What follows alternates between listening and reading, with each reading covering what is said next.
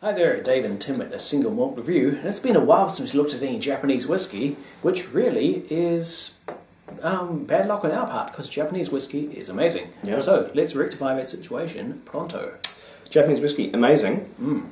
Lee, expensive is the problem, and it's only getting worse. So it's not completely our fault that we don't showcase a great deal of it. Once Royal cotton onto the quality of Japanese whiskey, its profile and thus its price rose quickly. It's in the banana spectrum now. It's very difficult. However, once in a little while, a remarkably affordable bottle will roll around, and I will seize upon it. And I'm very, very glad I seized upon this one, because it's probably one of the best surprises I've had with a whiskey purchase in the last few years. This was not expensive at all. Even is it? It is Suntory Whiskey's Toki. Yeah, Toki, which is, people will say it's Japanese for time. It's not strictly Japanese for time. It's Japanese for a passage of time. So make of that what you will. But I think it's quite a good name for a whiskey, although not one with a it's a particular Toki, not specified, because it's no age statement. But what it is Japanese blended whiskey, which is quite uncommon. They don't make a lot of it. They're known for their single malt, and for good reason, but they do make grain, and they do make blended whiskey, and this is an example of it. And if this is remotely indicative, then I think it's probably something more people should be interested in, because it's the gulf in price between this and Japanese single malt was wide, to say the least, which is how I ended up with this bottle in the first place. And I think it's one of the very best no-age statement blended whiskies I've ever tried. It's really, really good. Suntory, part of a global powerhouse that is Beam Suntory, who own everything from, Jim Beam, obviously, through to some of the other big labels, big names. And increasingly, I think, mixed sentiment about that company. Suntory typically has had quite a legacy of a quality-focused company. Beam, not so much. When the whole merger happened, everyone was hopefully maybe assumed that the quality culture of Suntory would rub off on Beam, and the Beam products might improve. Now people are thinking, oh crap, maybe it went the other way. But that's still in flux, still up in the air. But again, we've tried some fine Jim Beams in our time. We have. We shouldn't be too unfair. But yes, what this is a blend of Japanese malt and Japanese grain. I don't know in what proportion, but I'm fairly sure the malt content is pretty jolly high, which I think you can only agree with once we taste it. And the colouring, if there's any colouring in there, it's very, very restrained. It is a pale whiskey. Yeah, I don't know why you would colour something and make it this hue. That's my trademark collar of honesty right there. It's very, very restrained. Chill filtered, yes, I think it absolutely must be at 43%. But even that's it, 43%. That's 3% more than you'd normally get for a no age statement blended whiskey. So all good stuff. So yeah, on the nose, it's still identifiable as blended whiskey. It's not it's not completely transmorphed itself. There is new make spirit in here, and there is grain, but they're not front and centre like they normally are. If you've sort of been following along chronologically, and I've been sensible in uploading things chronologically, then our J&B Rare review was up fairly recently, and that was something that really it followed through, and it finished with the grain. This one really doesn't. This one, it's a really savoury whiskey. It's almost slightly meaty. There's almost a bit of cured meat kind of a thing on the nose. It's very salty, very maritime. I'm getting a lot of what I think of in my head as the unique Japanese whiskey aroma. It's hard to describe, but for me it conjures images of overgrown grassy field.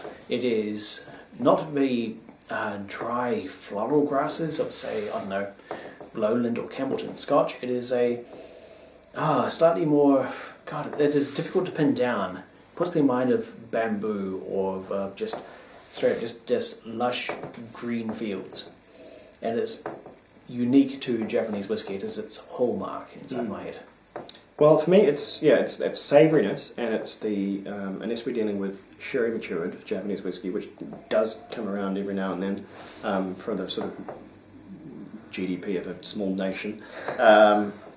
It's typically quite savoury, quite dry, and has a very clean oakiness on it, which this has all of the three of those things.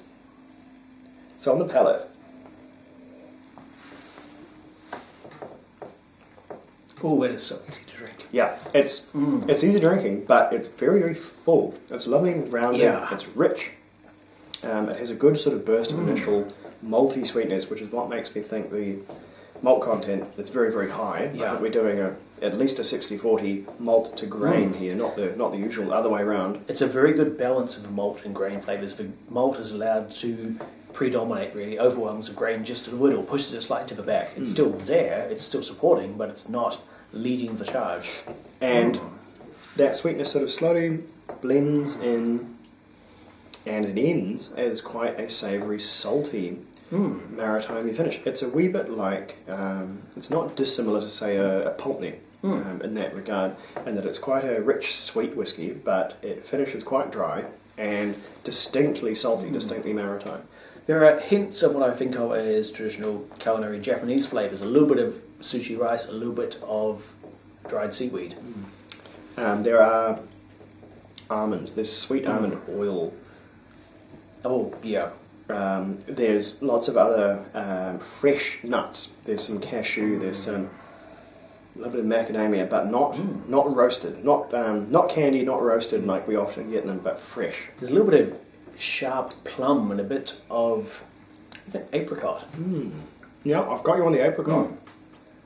Not so much the plum, but yeah, definitely I stone think fruit. like a very sharp flavoured plum, like I think it's ume, Japanese pickled plum. Oh, the umi, yeah, those are sharp, and then some. Yeah, just a smidge of it. It's not punching through the palate, but it's backing things up. That is a diverse palette of flavours for a Yeah, affordable I think low street the blend. most concise way I can describe this is it's a blended whiskey which drinks like a single malt. Yeah. It's got all of the single malt goodness, but none of that single malt price, especially considering where it comes from.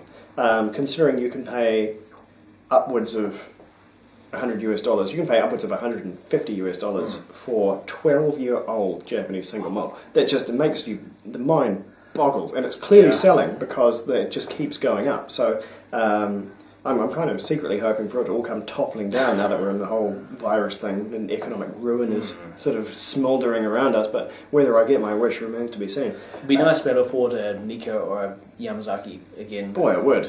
You know, I remember it seems precious years Really ago. go for Yoichi 10-year. Yoichi, man, I can't even. I feel I need to put money in an envelope and mail it somewhere to just even say Yoichi these days. It's that of all distilleries has blown up, and just a depressing way. But anyway, we'll stick to what we can afford, which is numbers like this.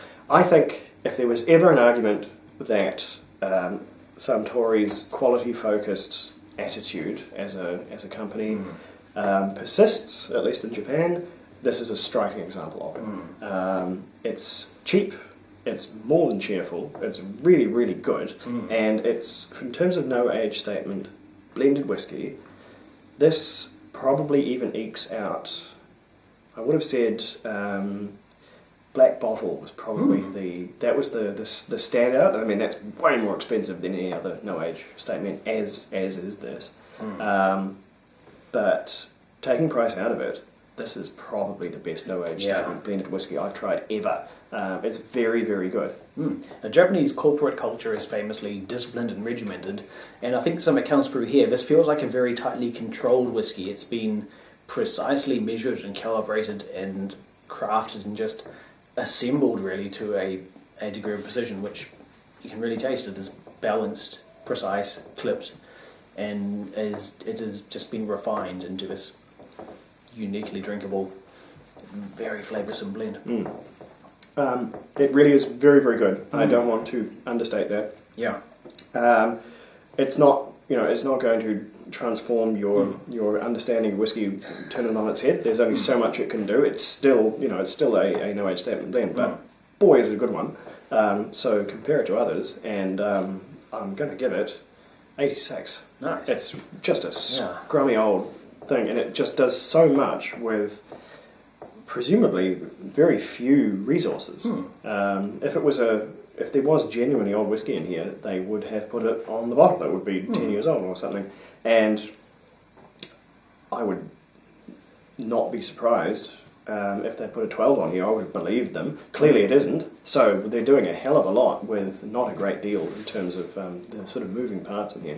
What is your summary on it? It's an easy recommendation, 82 points. If you can find it affordable and accessible, then go ahead and get one. You probably won't regret it. That might be the only problem. I don't know. This was a sort of random encounter. I've never seen this before, and after I bought this one, that was sort of the last one on the shelf. I've never seen it again. So circulation may be poor, but check around online. It's got to be out there. And I think it is worthy of people's attention. I think it's doing things the right way, and it's Japanese whiskey that you can actually afford, and you cannot say that every day. So hey, get into it. That's what I say.